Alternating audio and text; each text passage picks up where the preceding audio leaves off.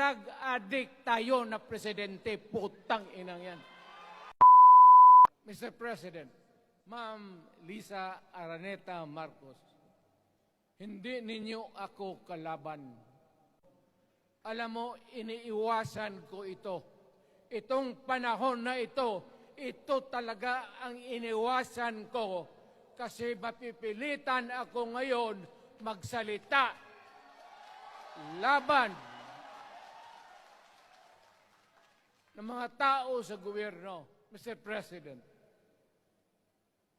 hindi ako maghingi ng tawad. Kagawan mo yan eh. It is your responsibility sa sarili mo. What you do in this world binds you. Iyo yan.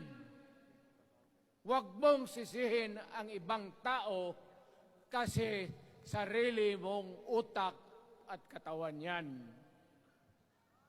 Nung ako'y mayor, pinakitaan ako ng evidence ng PDEA. Doon sa listahan, nandoon yung pangalan mo.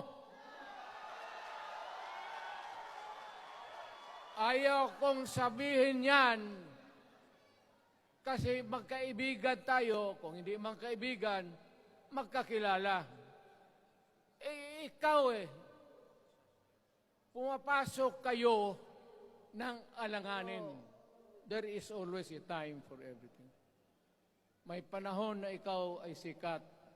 Sa ayaw mo at sa hindi, may panahon ka talagang bababa dyan sa Malacanang. Demokrasya tayo, Mr. President. Huwag mong kalimutan na isang term ka lang pagkatapos bababa ka na. Pag ayaw mong bumaba, utang ina magkagulo ang bayan, sabihin ko sa inyo. Mr. President, hintayin mo yung 6 year, kalimutan mo na yung kay Romualdez kasi yan ang magpahamak sa iyo. At maraming magagalit sa iyo, pati na ang militar. I am calling now the armed forces and the PNP. Protect the Constitution. Trabaho ninyo yan. Huwag ninyong kalimutan. Kami, inyong dapat, you should worry about the nation. The millions of Filipinos. Huwag kayong mag-isip lang ng isang pamilya. Putang ina. Ilagay ninyo sa utak ninyo yan. Bahala kayo. Balang araw, magsisihan. Kayong mga military, alam ninyo yan. Lalo na yung nasa Malacanang. Alam ninyo. The Armed Forces of the Philippines, alam ninyo. May drug addict tayo na presidente, putang inang yan.